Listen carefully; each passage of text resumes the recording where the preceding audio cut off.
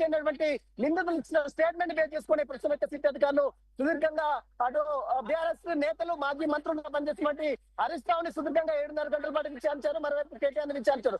2024 మార్చి 10వ తేదీన Panjagutta police station నమోదైనటువంటి case ఆధారంగా ఈ ఇన్వెస్టిగేషన్ అయితే కొనసాగుతుంది. సిట్ అధికారులు ఏసీపీ వెంకటరెడ్డితో పాటు జాయింట్ కమిషనర్ ఉన్నటువంటి విజయ్ కుమార్ నేతృత్వంలో సూపర్వైజ్ చేస్తున్న సజ్జనార్ మొత్తం కూడా అంటే ఈ సిట్ బృందాన్ని మొత్తం కూడా హైదరాబాద్ పోలీస్ కమిషనర్ సజ్జనార్ నేతృత్వంలో జరుగుతుంది. కాబట్టి ప్రస్తుతం విచారణ అయితే కంటిన్యూ కొనసాగింది.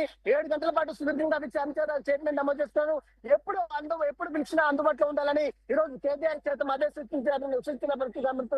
మరి కాసేపు సిట్ విచారణకు సంబంధించిన అంశాలపై కూడా కేటీఆర్ తెలంగాణ భవన్ లో పూర్తి వివరాలు కూడా వెల్లడించే అవకాశం ఉంది. Mounika. Right Sunil, thank you.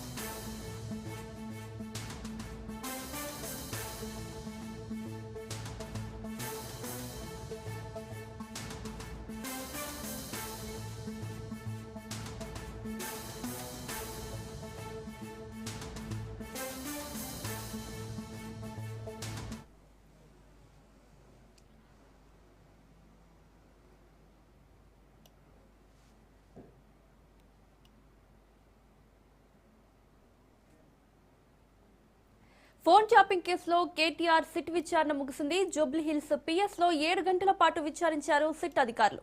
విచారణ అనంతరం తెలంగాణ భవన్ కు బయలుదేరారు. కాసేపట్లో తెలంగాణ భవన్ లో కేటీఆర్ ప్రెస్ మీట్ నిర్వహించనున్నారు.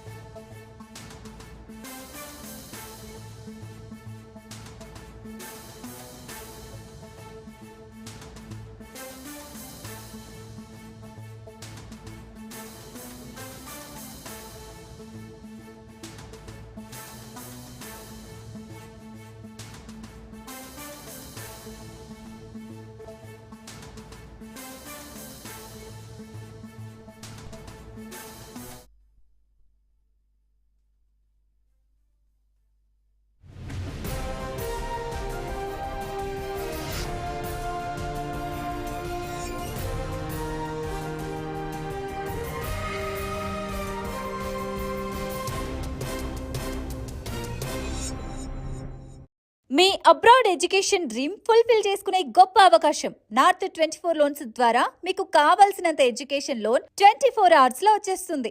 Not only education loans, personal loans, business loans మరియు ప్రాజెక్ట్ ఫండింగ్ లోన్స్ కూడా అందుబాటులో ఉన్నాయి. ఇంకెందుకు ఆలస్యం చేస్తున్నారు?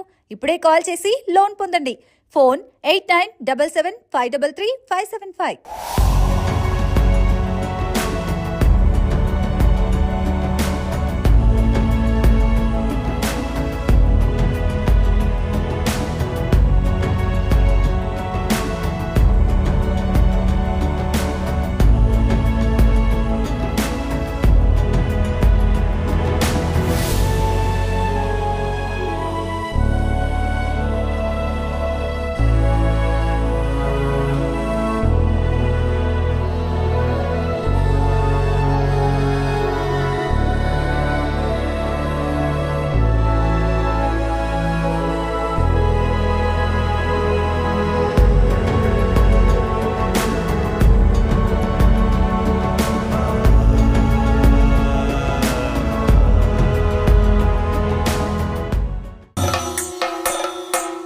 కొంచెం సనాతనం, కొంచెం అధునాతనం.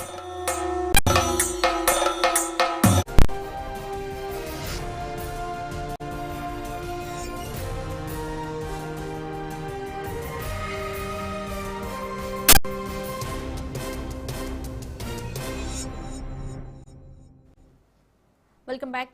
ఫోన్ షాపింగ్ కేసులో కేటీఆర్ సిట్ విచారణ ముగిసింది. జూబ్లీ హిల్స్ పిఎస్ లో 7 గంటల పాటు విచారించారు సిట్ అధికారులు.